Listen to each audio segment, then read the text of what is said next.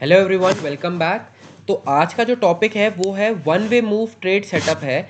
इसके अंदर हम जो है ना मोमेंटम को कैप्चर करते हैं। मोमेंटम जो क्रिएट होगा ना उसके हम रिवर्सल की प्लानिंग करेंगे। और इसके अंदर कुछ की पॉइंट्स है जो कि मैं आपको बता रहा हूँ। फर्स्ट जो की पॉइंट है वो है कि एक वन वे मूव ट्रेंड होना चाहिए।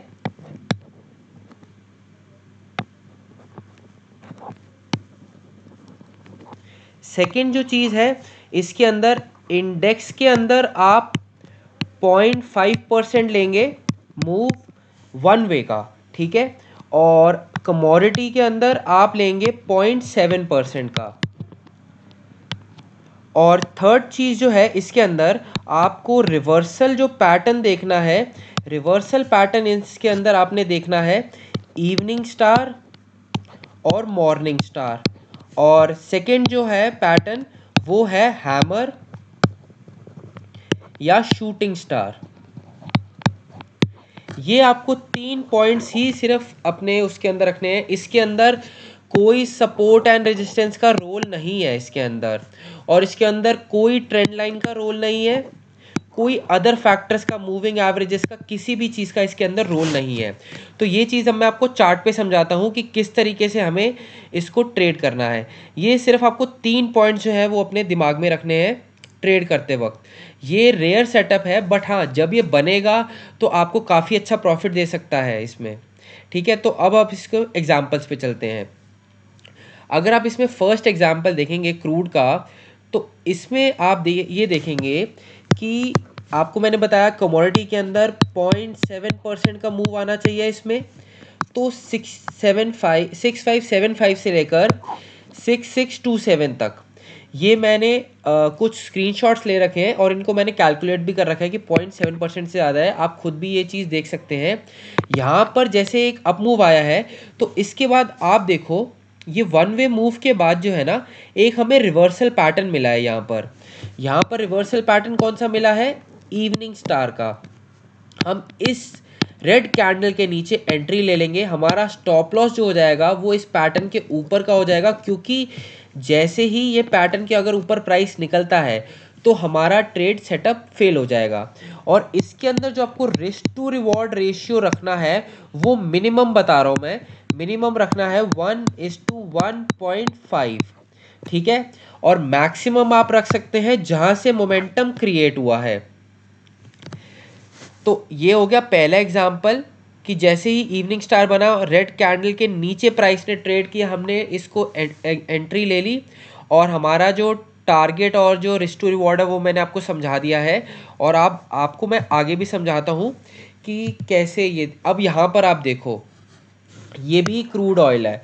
क्रूड ऑयल का मोमेंटम कहाँ से आया? यहाँ से। यहाँ पे कोई रेजिस्टेंस, कोई सपोर्ट, कोई मैटर नहीं करता हमारे लिए। हमारे लिए सिर्फ मैटर क्या करता है? मोमेंटम। तो आप देखो 6760 से प्राइस 6813 तक गया। यहाँ पर एक इवनिंग स्टार पैटर्न फॉर्म हो गया, फिर दोबारा से इस रेड कैंडल के नीचे एंट्री ले ली। और मैक्सिमम अगर आप देखेंगे ना, मैक्सिमम तो ये जहाँ से मोमेंटम क्रिएट होता है प्राइस वहाँ पर दोबारा से अप्रोच करता है, अगर वो वन वे मूव जाता है तो। बट अगर देखो मोमेंटम जो है वो अगर लूज होना होता है ना, जैसे प्राइस ऊपर जाता है तो मोमेंटम लूज हो जाता है थोड़ा सा, तो हो सकता है साइडवेज चला जाए। बट हमारा क्राइटेरिया क्या है? हमारा क्राइटेरिया है इवनिंग स्टार और शूटिंग स्टार और हैमर और मॉर्निंग स्टार। ये सिर्फ 4 पैटर्न्स हैं जो हमें इसके अंदर कंसिडर करना है। हमें और कोई भी चीज़ कंसिडर नहीं करनी है। अब जैसे अगर आप कहोगे यहाँ पर भी एक आ रहा है, यहाँ पे बुलिश एनगल्फिंग बन गया और ये फेल हो गया। मैं बुलिश एनगल्फिंग और बेयरिश एनगल्फिंग को कंसिडर नहीं करता, क्योंकि हो सकता है कि वो एक तरह से ट्रैप हो, सिर्फ एक प्रॉफिट बुकिंग का हो। बट अगर ये इवनिंग स्टार या मॉर्निंग स्टार पैटर्न बनता है तो इट मीन्स टू से मार्केट का जो प्रिंसिपल है ना वो ये है कि अब ये मोमेंटम जो है पूरा लॉस हो चुका है, ठीक है। अब मैं आपको बाकी जो है, जो मैंने स्क्रीनशॉट्स ले रखे हैं, मैं उसके अंदर भी आपको दिखाता हूँ ये चीज़।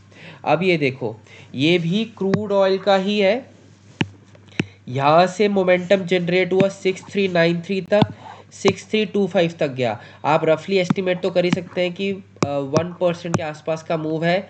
यहाँ पर क्या बना, हैमर बना। और अगर आप जज करेंगे ये यहाँ पर सपोर्ट है या यहाँ पे सपोर्ट है, तो वो चीज़ नहीं कंसिडर करनी है आपने, नॉट टू बी कंसिडर्ड। तो ये मोमेंटम जनरेट हुआ, हैमर के ऊपर आपने एंट्री ले ली। आपको देखो, आपको मैंने अभी तक 2 या 3 एग्जांपल सिखाए और जहाँ से मोमेंटम जनरेट होता है वहाँ पर ही दोबारा अप्रोच करता है प्राइस। तो और अगर आप मल्टीपल लॉट्स के अंदर काम करते हैं, तो अगर सपोज मैं आपको एग्जांपल दे रहा हूँ कि अगर आप 3 लॉट में काम कर रहे हैं, तो 1:1.5 तक आप 2 लॉट को बुक कर लो। उसके बाद अगर आपका कॉस्ट टू कॉस्ट आता है ना, तो आप एग्जिट कर देना, वरना आपको मोमेंटम को जो है, जैसे सपोज ये मोमेंटम क्रिएट हुआ इसके अंदर, 1 मिनट, अगर आप इसी चार्ट को कंसिडर करो, तो यहाँ पर ये मोमेंटम जनरेट हुआ, प्राइस नीचे आया, आपने यहाँ पे 1:, अगर 1.5 सपोज आप ले लो, यहाँ पर 1:1.5 आपको मिला, ठीक है। उसके बाद आपने यहाँ पर 2 लॉट बुक कर लिए, उसके बाद आपका कॉस्ट टू कॉस्ट क्या हो गया, यहाँ पर हो गया 6350 के आसपास हो गया। प्राइस नीचे आया, ये फिर दोबारा से ब्रेकआउट मिल गया। ब्रेकआउट के बाद आप कहाँ पर ट्रेल कर दोगे अपना, 6366, ये स्विंग जो अभी बना है, ठीक है। उसके बाद प्राइस ऊपर चला गया, तो आपको देखो 1:1.5 के बाद अगर आपको 1:3 मिल जाता है, तो मेरे हिसाब से आपको पोजीशन होल्ड करने की ज़रूरत नहीं है। तो आप अपने रिस्क टू रिवॉर्ड के हिसाब से आप अपनी साइकोलॉजी बिल्ड कर सकते हैं। मैं जस्ट आपको एक सेटअप बता रहा हूँ। अब नेक्स्ट एग्जांपल अगर आप देखेंगे, तो ये भी क्रूड ऑयल का ही एग्जांपल है। क्रूड ऑयल के अंदर यहाँ से मोमेंटम जनरेट हुआ, ये हैमर कैंडल बनी, ठीक है।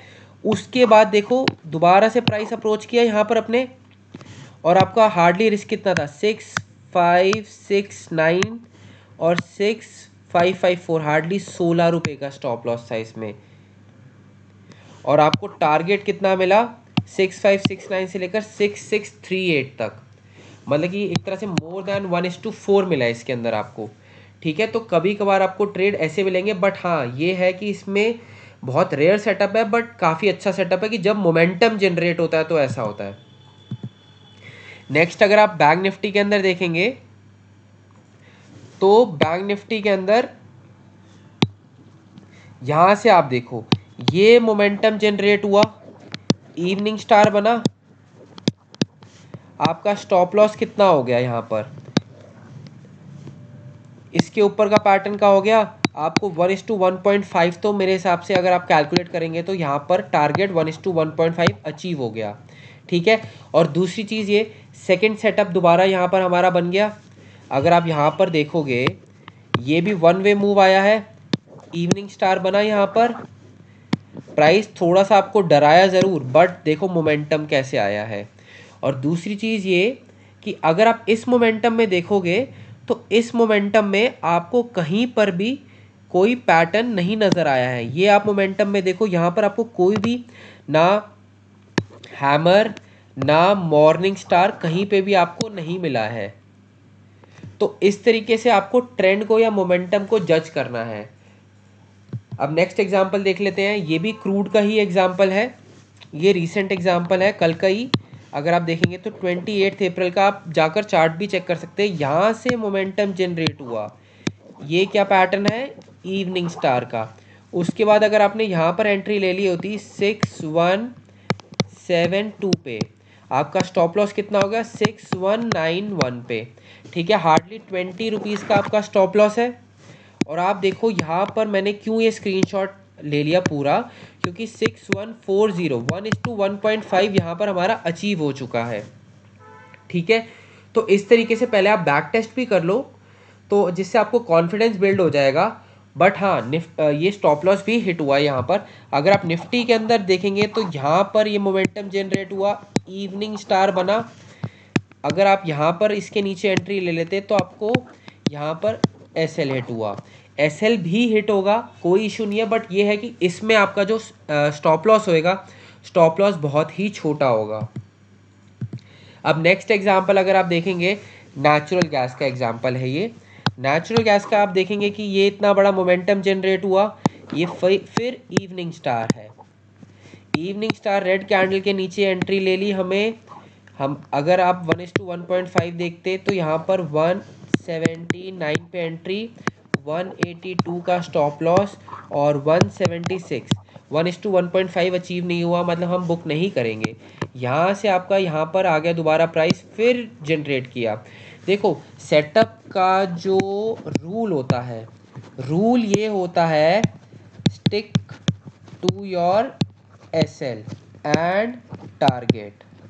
बीच में अगर आप कहीं पर भी एग्जिट ले रहे हैं, अगर आपका यहाँ पर आकर आप सोच रहे हैं कि अरे ये तो मोमेंटम जनरेट ही नहीं हुआ, यहाँ से यहाँ पर आ गया, ये तो एसएल ही हिट करेगा मेरा, तो वो चीज़ आपके सेटअप के अगेंस्ट है। क्योंकि छोटा स्टॉप लॉस है तो बड़ा टारगेट भी तो मिल रहा है। अगर आपका 10 में से 8 बारी टारगेट हिट हो रहा है, 2 बारी अगर एसएल भी हिट हो रहा है तो कोई इशू नहीं है, क्योंकि आप टारगेट 1:1.5 ले रहे हो। इसमें सिर्फ सिंपल सा सेटअप है, पैटर्न बनेगा, पैटर्न के ऊपर का 1 कैंडल ही तो है, सिर्फ 1 कैंडल स्टॉप लॉस। ठीक है, तो बस आज के लिए इतना ही। अगर आपको वीडियो अच्छा लगा हो तो please do like share and subscribe. Thank you.